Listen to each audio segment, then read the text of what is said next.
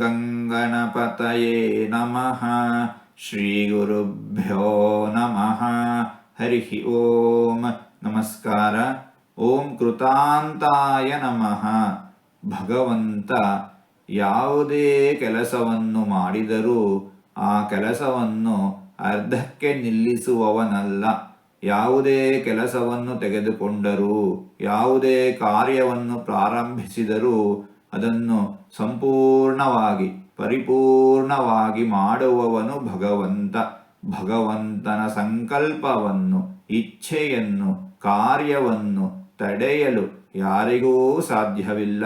ಇಂತಹ ಭಗವಂತನನ್ನು ಕೃತಾಂತಾಯ ನಮಃ ಎಂಬುದಾಗಿ ವಿದ್ವಾಂಸರು ವರ್ಣಿಸುತ್ತಾ ಇದ್ದಾರೆ. ಹೀಗೆ 4 ತೊದಲು ಮಾತುಗಳನ್ನು ಆಡಿದ್ದೇನೆ.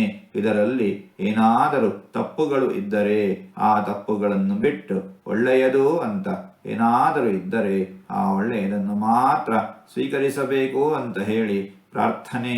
ಈ ನುಡಿಗಳನ್ನೆಲ್ಲ ಆಡಿಸಿದ ಭಗವಂತನಿಗೆ ಸರ್ವವೂ ಸಮರ್ಪಿತ. ಸರ್ವಂ ಶ್ರೀಕೃಷ್ಣಾರ್ಪಣಮಸ್ತು.